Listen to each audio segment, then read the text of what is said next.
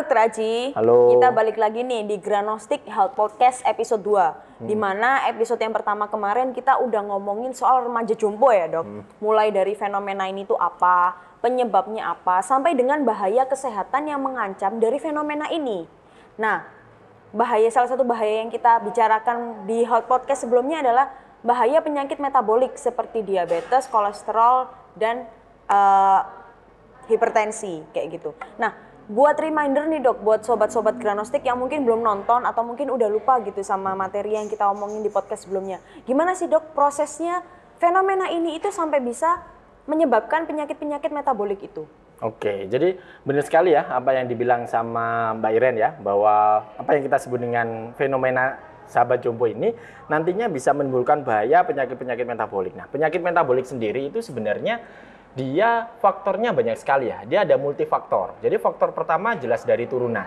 Ya, seperti yang kita bahas kemarin ya. Jadi orang-orang yang mungkin punya orang tua yang menderita hipertensi, yang menderita diabetes, mungkin dia resiko terkena hipertensi dan diabetesnya lebih tinggi.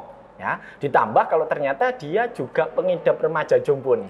Maka kemungkinan untuk ke arah sana akan lebih tinggi. Nah, sebenarnya kenapa sih kok yang kita sebut dengan remaja jompo ini kok bisa ngarah ke hipertensi, ngarah ke hiperkolesterol misalnya, atau ngarah ke diabetes misalnya.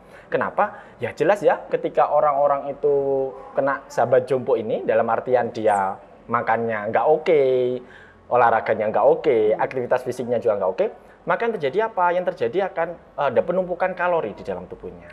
Ketika kalori itu numpuk, lemak-lemaknya itu numpuk, nanti dia akan menjadi kotoran di dalam pembuluh darah. Sehingga pembuluh darah yang awalnya misalnya selebar ini nih Mbak Iren ya. Nah, tiba-tiba ternyata di pembuluh darahnya ada banyak kotoran. Banyak tumpukan lemak di sana. Jadi penuh gitu ya? Betul, jadi penuh sekali. Iya, bayangin ada selang yang ternyata banyak kotorannya sekali di sana. Kotorannya nempel di sana, membuntu di sana. Sehingga akan membuat lumen dari pembuluh darah, lubang dari pembuluh darah itu akan jadi sempit. Kalau ternyata dia jadi sempit, maka yang terjadi apa? Ya peredaran darahnya akan jadi jelek di sana. Nah, kalau peredaran darah jelek, ambillah contoh kita, hanya akan jadi hipertensi di sana. Itu kalau ternyata masih sempit. Nanti bayangin kalau ternyata pembuluh darahnya jadi buntu nih Mbak Iren. Wah, itu nah, bahaya kalau jadi banget buntu ya, gimana? Kalau jadi buntu, yang terjadi adalah organnya tidak akan mendapatkan aliran darah. Kalau organnya nggak mendapatkan aliran darah, ya tergantung organnya yang kena yang mana nih. Kalau ternyata organ otak yang kena jadi stroke. Organ jantung yang kena jadinya gagal jantung. Organ ginjal yang kena jadinya gagal ginjal. Jadi sebenarnya berangkat dari sahabat jompo yang dilakukan secara bertahun-tahun dalam jangka waktu yang lama, yang kronis gitu ya, benar sekali akan membuat bahaya-bahaya yang akan muncul ya. Salah satunya apa? Hipertensi, bahkan bisa jadi gagal organ ya. Oke, jadi ini ya Dok, ternyata fenomena ini tuh nggak cuma ke penyakit metabolik seperti hipertensi dan lain-lain dan teman-temannya itu, tapi juga sampai kegagalan organ. Betul ya, Dok, sekali. Kayak gitu ya. Dan tadi kalau dari yang dibilang sama Dokter Aji itu ada penumpukan kalori dan penumpukan lemak gitu ya di pembuluh darah. Berarti bisa kita simpulkan bahwa pola makan yang kurang sehat itu menjadi salah satu penyebab yang memicu penyakit-penyakit ini. Seperti itu. Nah, gimana sih Dok? Maksudnya apakah kita tuh tetap harus memperhatikan 4 sehat 5 sempurna, makanan yang berpatok pada 4 sehat 5 sempurna itu. Apakah harus seperti itu ataukah ada makanan-makanan tertentu yang harus kita hindari atau yang harus kita konsumsi gitu Dok? Oke. Sebenarnya kalau berpatok dari 4 sehat 5 sempurna itu jelas ya. Karena dari 4 sehat 5 sempurna itu semua nutrisi baik makro maupun mikronutrien itu akan kita dapatkan. Ya, sehingga 4 sehat 5 sempurna itu emang kita butuhkan. Nah, sekarang yang jadi masalah adalah itu beneran sehat nggak? Itu beneran bersih nggak pengelolaannya? Terus komposisinya seperti apa? Apakah sudah seimbang? Banyaknya seperti apa? Apakah sudah seimbang dengan kegiatan dia sehari-hari? Itu yang harus kita perhatikan. Jadi misalnya kita anggap nih, dalam satu piring harus ada sepertiga karbonya, harus ada sepertiga proteinnya, harus ada sepertiga sayurannya. Bukan berarti, wah 4 sehat 5 sempurna nih, ternyata setengahnya lebih karbo. Lauknya cuma 1 tempe. Nah itu jelas-jelas ini ya, salah. Jadi itu kita tetap ada rumusnya ya Dok ya. Betul sekali. Sepertiga, gini sobat, kayak yang mengutip Dokter Aji tadi, berarti sepertiga itu harus karbohidrat, sepertiga protein, dan sepertiga adalah sayuran. Kayak gitu. Kalau berarti itu seperti yang Dokter Aji tadi bilang, kita harus memperhatikan makro dan mikro nutriennya kita, disesuaikan dengan kegiatan kita. Nah, gini Dok, apakah ada komposisi tertentu selain 1/3 tadi. Misal nih, kalau misal kita, apakah 1/3 itu benar-benar bisa diterapkan ke semua orang? Itu sih dok. Sebenarnya balik lagi ya ke tujuan dia, misalnya diet atau apa gitu ya.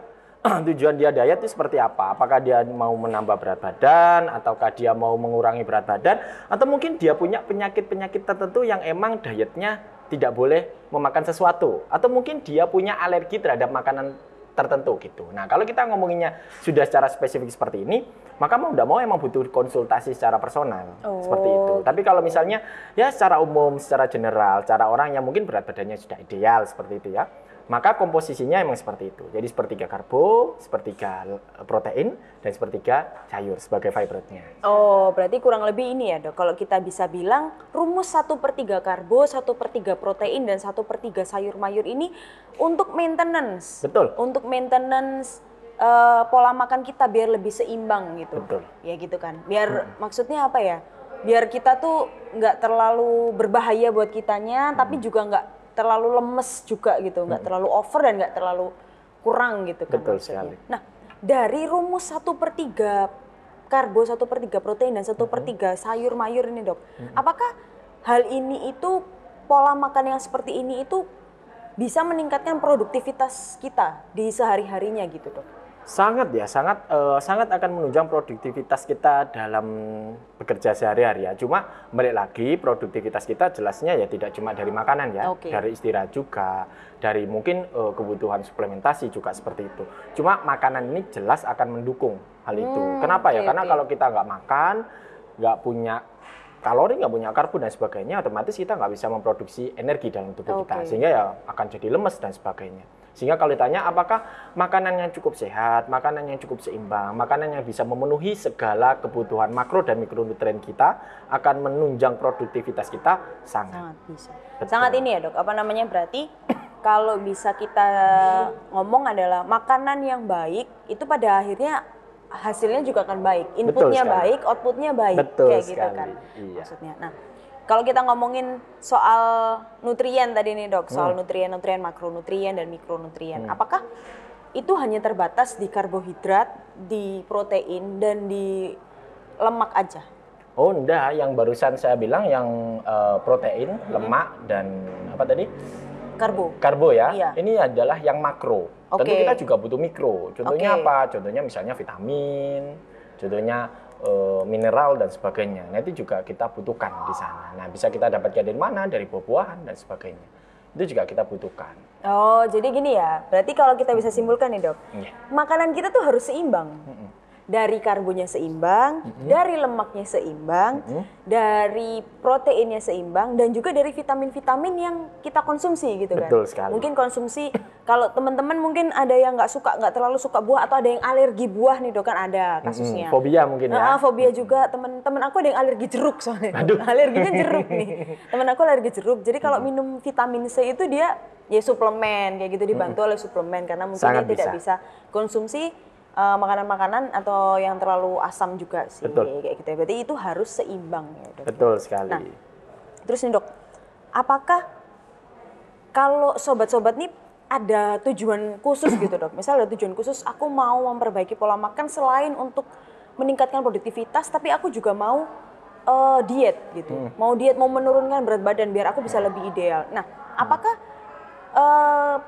rumus ini tadi, rumus 1/3 protein, rumus 1/3 lemak, dan rumus 1/3 karbo ini apakah bisa diterapkan juga, ataukah itu perlu ini ya, perlu apa namanya, konsultasi pribadi lagi, ada follow up gitu loh sama dokter? Sebenarnya kalau ada tujuan spesifik ya, tujuan khusus, sebenarnya emang betul sekali dibutuhkan konsultasi dengan ahli gizi sebetulnya. Kira-kira dietnya yang cocok itu seperti apa dan sebagainya. Cuma kalau secara umum ya, misalnya nih secara umum, kita pengen nurunin berat badan. Sebenarnya yang perlu kita lakukan ya kita tinggal menghitung surplus. Jadi menghitung keseimbangan antara intake, antara pemasukan yang menjadi energi, antara ini kalori yang kita makan. Betul, kalori yang kita makan dengan penggunaan kalorinya. Jadi itu yang harus kita hitung. Jadi misalnya nih aku pengen kurus gitu ya, maka kita tahu bahwa oh ternyata penggunaan kaloriku dalam sehari semalam itu mencapai 2.500 kilokalori. Berarti aku harus makannya yang jangan sampai yang melebihi itu. Kalau bisa harus di bawah itu. Sehingga nanti penggunaan kalori itu bukan dari intake-nya kita saja, tapi juga dari cadangan makanan yang ada di dalam tubuh kita itu juga akan dipakai. Gitu Betul ya. sekali. Lemak-lemak yang menyumbat tadi ya, Dek. Betul Ya? sekali. Lemak-lemak yang menyumbat. Jadi kurang lebih nih ya, kalau kita ngomong nih, maksudnya sebenarnya makanan sebenarnya lifestyle kita, biar kita nggak jadi sobat jumbo itu, sebenarnya bisa berimbas kemana-mana termasuk ke diet juga. Misal kita mau memperbaiki nih, aku mau memperbaiki pola makan itu, biar aku nggak jombo lagi nih, biar nggak sakit di pinggang, biar nggak sakit di punggung gitu kan, biar nggak ketempelan arwah roh Musa lagi gitu kan ya, Dok. Ya maksudnya kita mulailah perhatikan dari mungkin 1/3 karbo, 1/3 ini. Nah mungkin ketika nanti ada tujuan tertentu, mungkin ada tujuan untuk diet, dari kita sudah tahu nih rumusnya dari 1/3 itu mungkin kita bisa mulai hitung nih tadi intake-nya berapa sama out-nya berapa. Betul. Gitu ya, Dok ya. Mungkin dari 1/3 protein ternyata bisa dinaikin jadi berapa gitu ya, Dok. Betul. Ya. Oke. Ya sih seperti itu. Sama ini ya, tambahannya mungkin bukan cuma protein, bukan cuma karbo dan sebagainya, tapi juga teman-teman harus juga menghindari yang namanya junk food, makanan-makanan instan gitu ya. Karena jangan-jangan takutnya salah paham nih. Wah, aku udah kok sepertiga, tapi ternyata semuanya dari makanan instan. Itu sama aja jadinya. Ini ya, namanya berarti kita juga harus memperhatikan pengolahan makanan itu. Betul nggak sih, sekali, Dok? Pengolahan makanan itu. Jadi mungkin misalnya apa ya, kalau kita ngomongin soal 1/3 tadi, piring tadi kita ngomong soal ternyata piringnya tuh nasinya nasi goreng gitu, Dok. Iya. Nasi goreng. Jadinya kan perhitungannya beda tuh. Iya, nasi goreng terus lauknya nih ayam tepung crispy gitu ya, Dok ya. Sayurnya cuma selada 1 kayak gitu ya, Dok ya.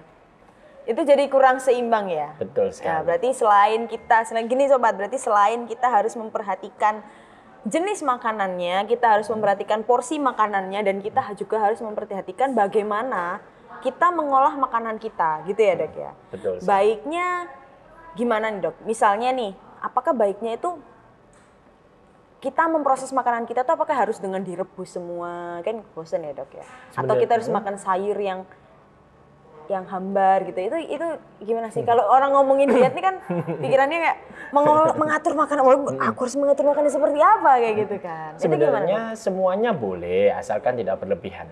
Mau digoreng ya silakan, asalkan minyaknya yang benar, minyaknya bukan yang habis pakai, bukan maksudnya sudah pernah dipakai maksudnya ya. Jadi benar-benar minyak yang masih bersih, minyak yang baru, itu boleh kok. Mau aku suka yang agak garam-garam gitu boleh, ya boleh asalkan tidak berlebihan. Jadi semuanya sebenarnya boleh asalkan tidak berlebihan. Oke, itu tadi sobat, kita bisa ambil kesimpulan dari omongan Dokter Aji, boleh makan apa aja, yang penting tidak berlebihan. Kayak misal mungkin kalau kepengen makan ayam crispy ya udah 1 aja sehari seminggu gitu ya, Dok ya. Nggak tiap hari, nggak tiap makan juga ya, Dok ya. Tetap harus diimbangi dengan sayur dan buah untuk nutrien ya, untuk mikronutrien seperti itu untuk sayur dan buah. Nah, oke nih, Dok. Berarti kita bisa simpulkan ya, Dok, dari episode yang sebelumnya dan episode yang sekarang, berarti ini remaja jompo Indonesia ini sebenarnya adalah gaya hidup yang berasal dari gaya hidup yang sebenarnya mungkin kita sebenarnya bisa cegah gitu. Sebenarnya kita mungkin kalau memang kita ada kemauan, kita memang bisa melakukannya kayak gitu. Betul. Kan. Jadi kita mulai bisa mengubah dari pola makannya kita, kita mulai dengan mengikuti rumus 1/3 nutrien, 1/3 karbo, 1/3 protein, dan 1/3 fiber ini tadi kan ya, Dok. Mulai dari situ. Selain itu kita juga bisa memulai dengan memperhatikan jenis makanan yang masuk ke dalam tubuh kita. Betul. Kayak gitu kan. Prosesnya gimana? Betul. Kayak gitu kan ya, Dok ya. Oke sih, Dok. Mungkin dari Dokter aja ada tambahan lagi.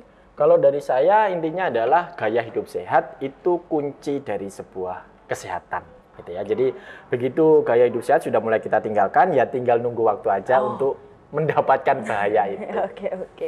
Oke, jadi kita mulai dari gaya hidup ya, Dok. Betul kita mulai dari gaya hidup. Mungkin gaya hidup kita mulai juga dari pola makan juga yang baik. Kita mulai dengan rumus 1/3 protein, 1/3 lemak, dan 1/3 karbo ini tadi. Terus kita perhatikan juga jenis makanan kita, apakah itu makanan instan atau tidak. Dan yang terakhir adalah kita memperhatikan bagaimana kita mengolah makanan kita. Oke? Gitu. Oke, terima kasih sobat sudah menyaksikan episode ini sampai akhir, sudah mendengarkan obrolan kita berdua sampai akhir. Sampai jumpa di Gramnestic Health Podcast berikutnya.